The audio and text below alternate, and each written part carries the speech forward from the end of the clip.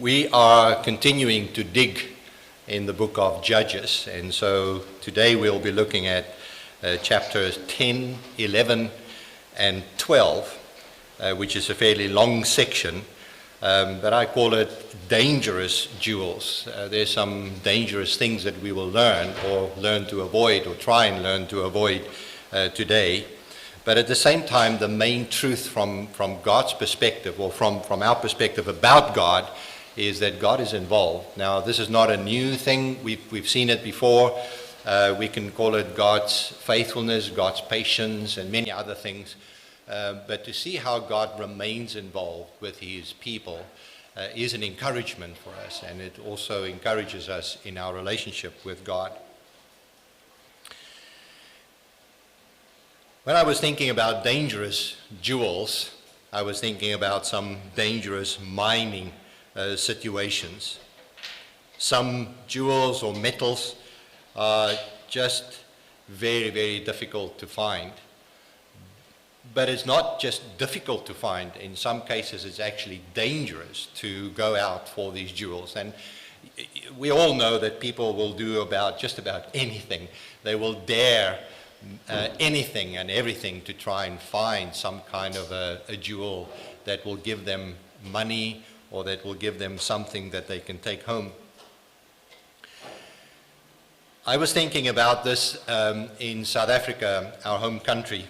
There is a group of people who do illegal mining. They are called zamazamas, and in the term in Zulu means to take a chance or to try your luck. And what they do is they find either worked out mines or abandoned mines, and then they would find some kind of a way in, and they would do what has become known as illegal mining. And it's a very, very, very dangerous thing to do. So many of them have lost their lives doing mining virtually on their own, or as a little group, or as a kind of a gang or whatever.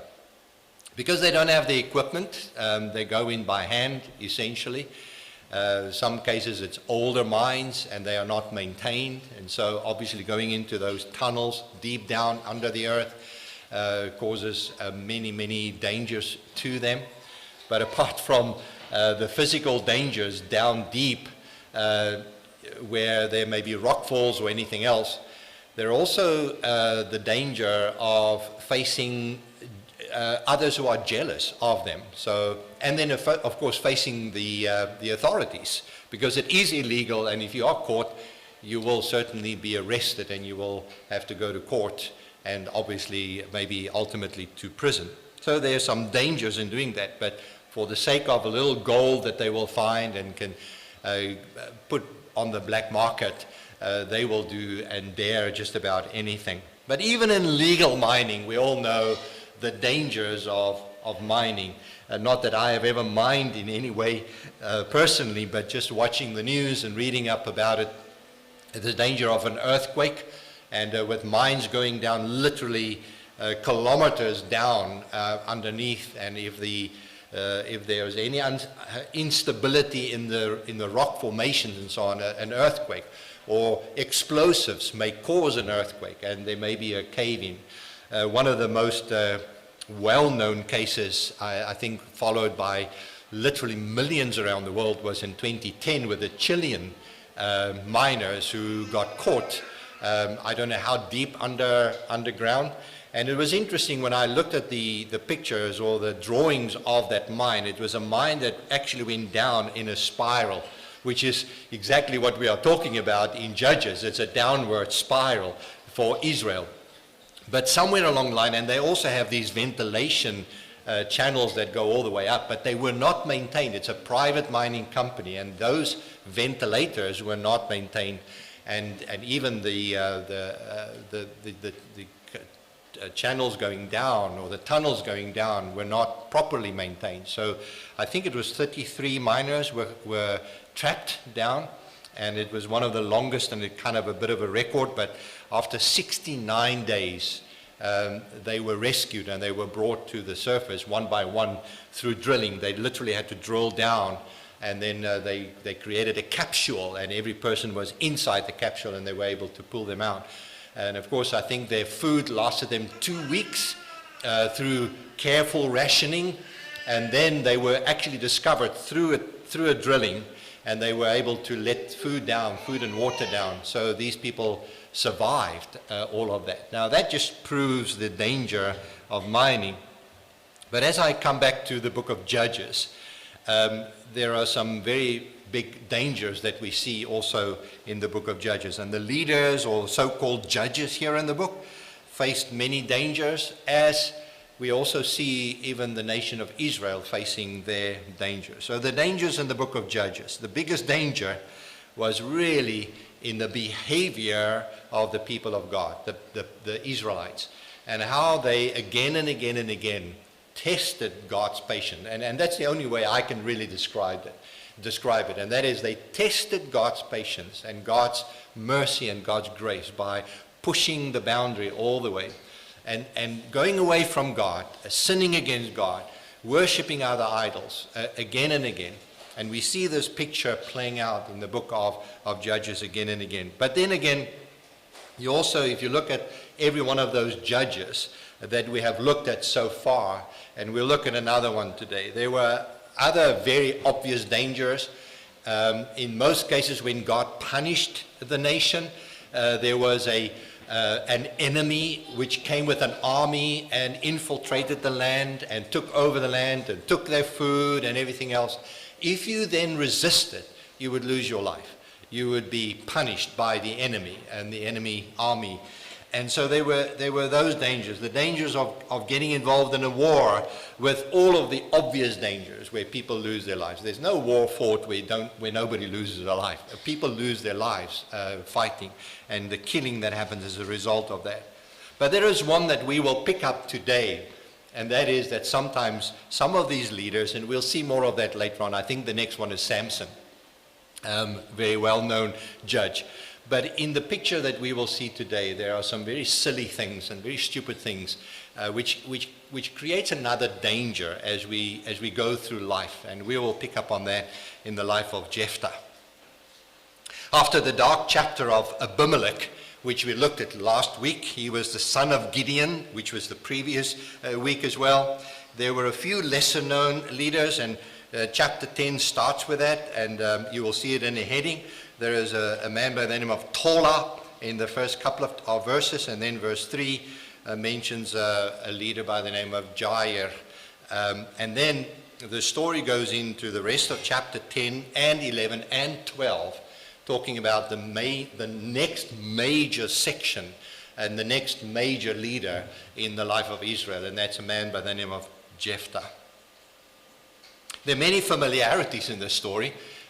Kind of things that we have come to expect, but there are also a couple of interesting, strange tales, stories, incidents here in the story that I believe that we would be able to learn from today. So as we look at this, and I'm not going to read all of that, I will read some extracts in a moment, but as we look at this, the overarching truth, as in the rest of the Bible, is what strikes me is God's involvement. Now, of course, on the one hand, there's the disappointment of people moving away from God. But then the surprising thing, and it's all about God's grace and God's mercy and God's love and God's commitment to his own promises and covenant. In fact, God's commitment to his own glory is the fact that God did not withdraw altogether, but he remained involved. And this is something we'll see again in this story. We've seen it before, we'll see it today, we'll see it again later on. And you actually see that particular truth very strongly emphasized throughout the whole of Scriptures. We'll focus primarily today on some negative lessons, lessons that I believe we should avoid, things that we should avoid in life. Attitudes or approaches, but there are also some truths about God that I believe we can learn from the lessons from the story of Jephthah. We'll look at 3 negative lessons and 3 positive lessons. So let's look at some of the negative lessons, but before we do, let me tell you the story, and I'll pick up on that when we look at Scripture. I'm not going to read it all because it's 3 long chapters, but I will tell you the story and then refer to those verses, and you will have them on the screen as well. There are basically 6 episodes in this story as it pans out, and as you read through the story. Episode 1 is the familiar cycle. By now, you can write the script, because by now you know what is happening, and that is God has saved them. He sent them a leader, and Israel for a while served God while that leader, or whether it's Gideon or Abimelech or whoever it is, was alive. And then they slip back into idol worship. And what you find over here is the mention of several idols. And it was like Israel in this land that God promised them, the land of Canaan. We're looking around and seeing, oh, but it looks like the Philistines are really prospering. Maybe we need to worship their God. Or how about Moab? How about Ammon? How about the Amorites? Let's see whom they are worshiping. Let's try their God out.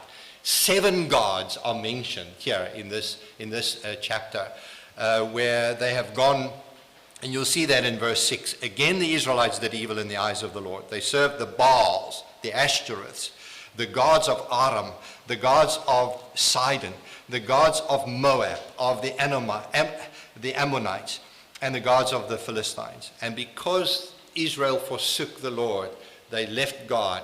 God punished them. This time around, God brought against them the Ammonites, which was an eastern nation on the other side of the Jordan, the eastern side of the Jordan, and also the Philistines, which is on the western side near the sea, the ocean, the Mediterranean. God punished them. Israel, because they were suffering, prays to God. They actually goes as far as to repent, to say we were wrong and we will set aside our idols. Please, God, come and help us. The amazing thing is that God does. He responds, first of all, in word. He gives them a message through a prophet. He reminds them of what he has done for them when he brought them out of Egypt and into the land of Canaan, and how faithful God was. And then he says, but you don't listen to me. You go off on your own again and again. And they still plead with God. And then God does the amazing, gracious thing. He sends them another leader. And this time it was in the person of Jephthah. So the leader is selected, episode number 2. And that is, the setting here is on the other side of the Jordan River. It is in an area that is called Gilead. But it's interesting because Jephthah's father's name is also Gilead. And is probably an area that was allotted to or given to half of the tribe of Ephraim on the eastern side of the Jordan.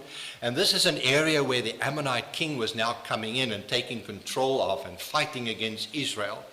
And God calls Jephthah. He's selected. There's some familiarity in the story here because Jephthah is not only the son of Gilead, but Gilead had the son with a prostitute. And because he was the son of a prostitute, his brothers send them out. Now that sounds familiar. We saw that in the life of Abimelech as well. And so he fled and left and went to a city further south, which is called Tob, T-O-B, where he collected around him, again, some familiar things that we learned from Abimelech, but Jephthah also collected around him some rebellious people, and he became a well-known leader and a fighter. In fact, the Bible calls him a mighty warrior, and that was Jephthah. So this is part of the calling, and he is the one identified by God ultimately who would become the next judge. Jephthah is asked by the elders, please come and help us. And Jephthah says, okay, on one condition. I will lead you, I will fight the war for you, but if the war is over, I will be your leader. And they said, okay, that's fine. And he did. He became their leader.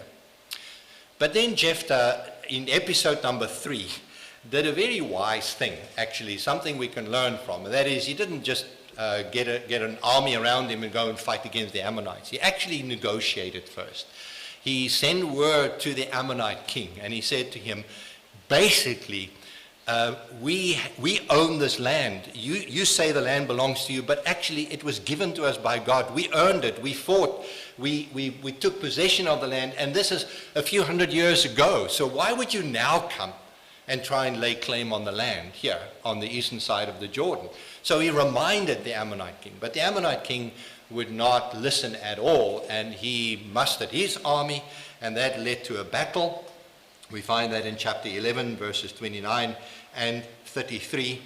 The Spirit filled Jephthah. He led the army. He won a great battle and a great victory against the Ammonites.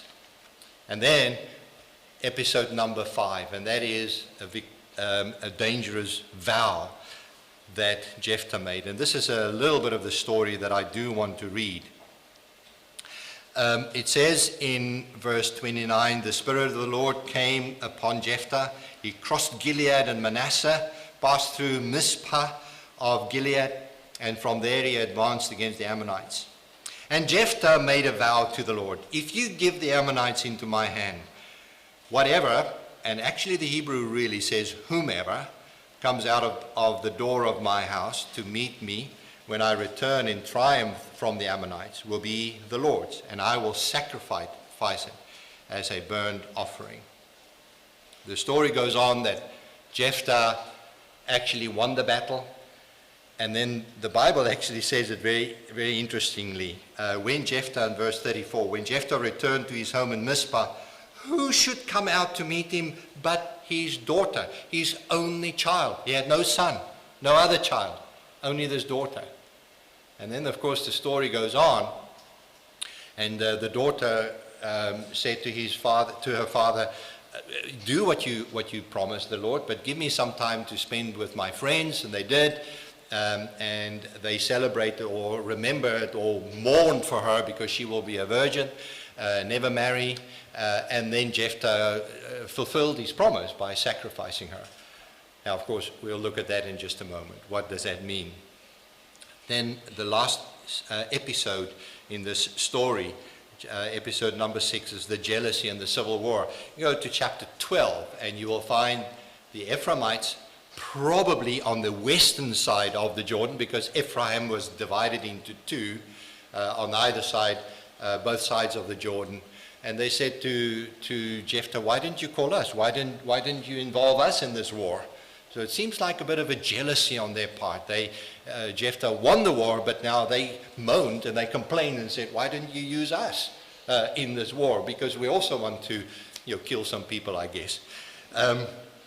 Well, actually what happened was a very tragic end to the story, because it ended up in a civil war where Jephthah and his group on the eastern side of the Jordan fought against the Ephraimites on the other side of the Jordan. And even there's a whole story of accents, for example. They blocked the Jordan so people couldn't cross over. And if an Ephraimite comes or a person comes and says, I'm going to cross over to my home, they would say, why didn't you say Shibboleth? And if the person says Sibboleth, then he was killed, because they then knew that he had an accent that gave him away as an Ephraimite. Very interesting little story about accents, but it resulted in 42,000 people losing their lives. Civil war, just people killing each other as a result of all of that. So, 3 things to avoid as we look at this story today. What are the things that I believe we should be avoiding? Number 1, avoid the familiar traps. I'm not going to elaborate too much about this, but there are the familiar things that we have now seen, and as I said, you can almost write the scripture, you can write the story of how Israel has gone again and again. They went back into the sins that they now know they should be avoiding, and yet they go again. And so as I look at that, there's this vicious circle, the downward spiral that we've been looking at, the pattern of behavior that is just so prominent here in the book of Judges. And this is one of the things that the book of Judges is highlighting, is that spiral of how the downward trend continues. And the lesson that I believe we learn from that is that we should not be too quick to condemn Israel, but rather learn from their mistakes. You and I are sinners. We are born as sinners, and we have a sinful nature built inside of us. If we are Christians, it's been cleaned, it's been renewed, but it hasn't been removed altogether. So we have that tendency to sin, and all of us know that we have that. And therefore, the lesson that I believe we need to learn from this is if we know that there is a situation, a person, or something in my life that leads me to stumble, to temptation, to be tempted, and to fall, we need to learn to avoid that. Avoid situations, avoid the familiar traps in your own life. And it's different for each one of us. And it's no use trying to make a list of sins. That's not what the New Testament is telling us to do anyway. So it's not a legalistic type approach, but it is understanding in my own life and in your own life, what is it that trips me up, and to start avoiding those things so that I can stay away from this vicious cycle of falling back into the same sin again and again. Second thing to avoid is the dangerous promises that we often make. Jephthah made a promise, he made a vow to the Lord in verses 30 and 31. We're not sure if Jephthah was bargaining with God. Lord, if you give me this, then I will give you that. Now that is a wrong approach. Don't ever bargain with God. Maybe Jephthah was just so afraid of this war, he didn't know how he was going to win it. So maybe he was praying and making a kind of a promise, not thinking it properly through, making a promise, making a vow to the Lord that he would give whatever comes out of his house as a sacrifice. Maybe he wasn't thinking through it properly. Maybe, and I don't want to be too harsh on Jephthah, maybe Jephthah was really serious and sincere about his commitment to the Lord. And as you read the story, it's very clear that Jephthah was a follower of God.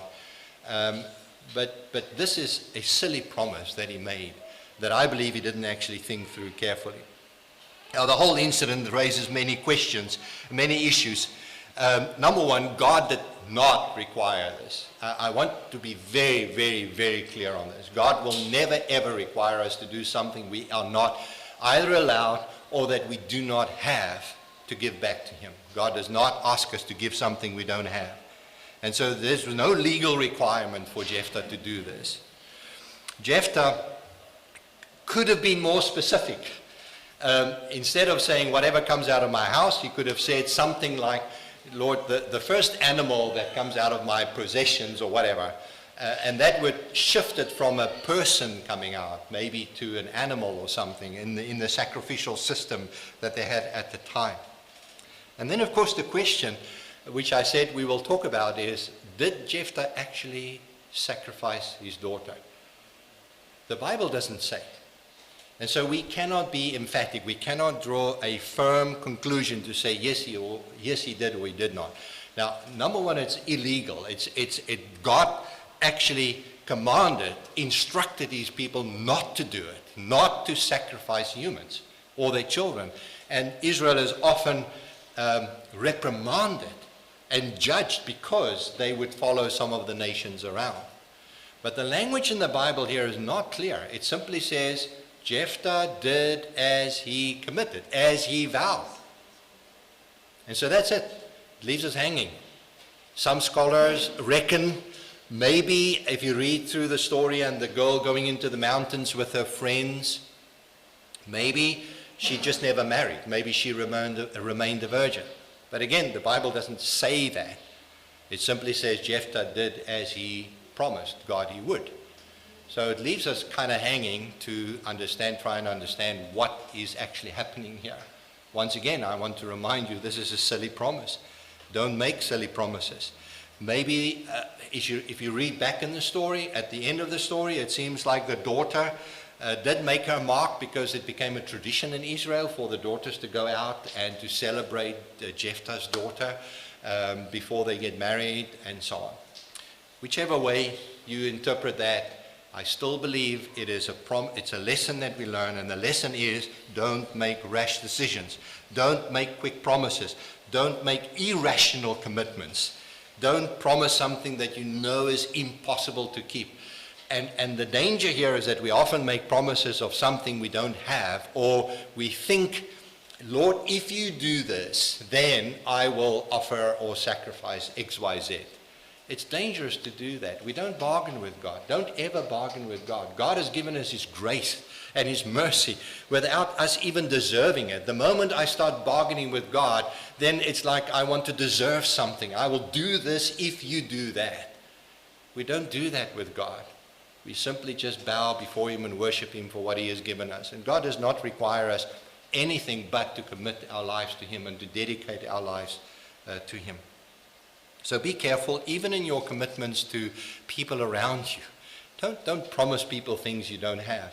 Don't say, if ever I win some money, I will give you $5,000 or 5,000 euros or 5,000 whatever. If you don't have it, it's easy to promise it. It's more difficult when you actually have it. So be careful. The third thing we need to avoid is a jealous reaction. We saw how 42,000 Ephraimites lost their lives, or in that group lost their lives as a result of a jealous reaction. Why didn't you call us so that we also can be part of this battle, this victory? And so it was a jealous reaction. The victory has already been won. Why didn't they just celebrate the victory? That is, it seems like, a problem in Israel, and a problem reaction. So the lesson, I believe, is when God is using someone else, rejoice in that. Whatever God is doing in and through another person is much more talented than I am in a particular area. Another person may have a gift that I am desiring to have, but let's celebrate their gift.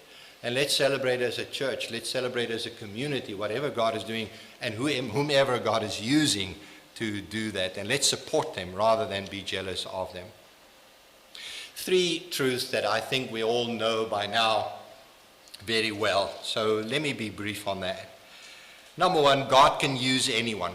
There's a truth about God. And when I look at Jephthah, when I go back to the life of Abimelech, God can use anyone in His service. God is not looking at where you are coming from, how you were born, who was your mother, or anything like that.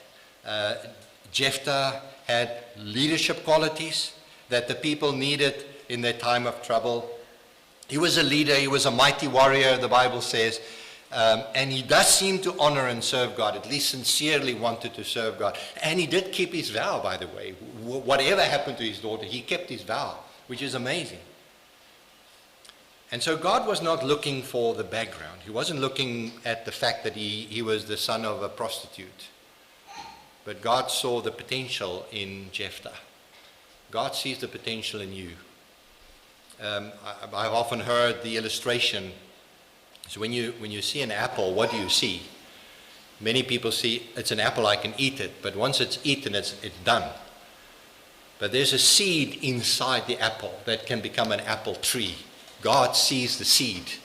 He sees in you a seed that can become an apple tree that can be used in the future. He saw that in Jephthah, and He used him for His glory. That's the truth.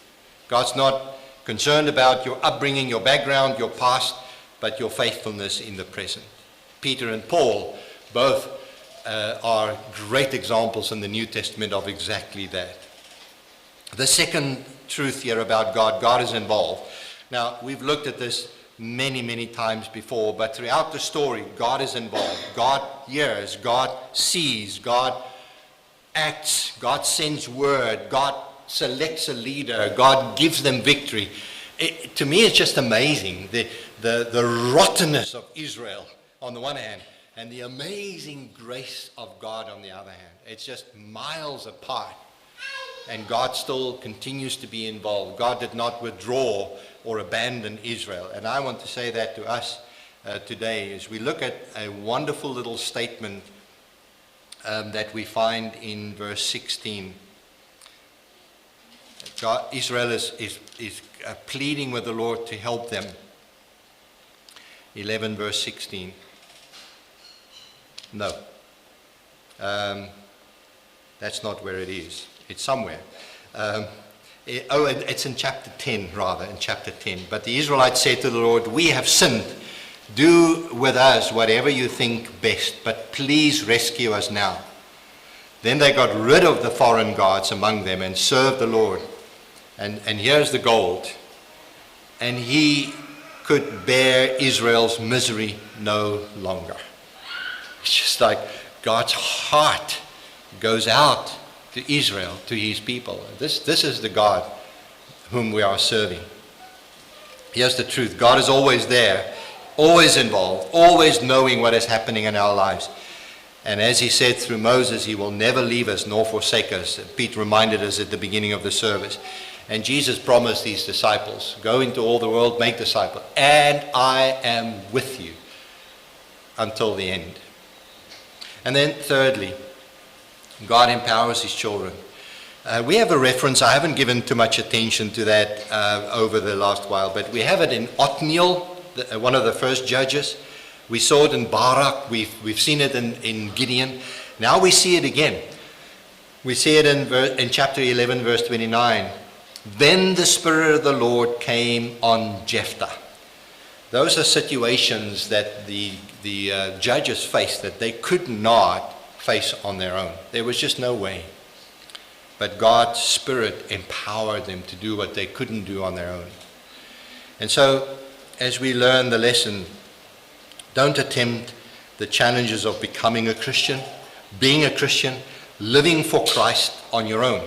Allow the Spirit of God to fill you and to empower you to accomplish what only God can do. As I look at this message, I believe that this story, I believe there are two things that stand out. A reminder. Let me remind you of those two things. One is my weakness. My weakness, my tendency to sin, my fallen nature, my bad decisions from time to time. And it reminds me to acknowledge my full dependence on God. In the words of the hymn, Lord, I need you. Oh, I need you. And this is a prayer that you and I should be praying regularly. But there's also a reminder of God's involvement, his faithfulness, his mercy, and his grace, and how he reached out to Israel and how he saved them from disaster, called and used a man like Jephthah and others.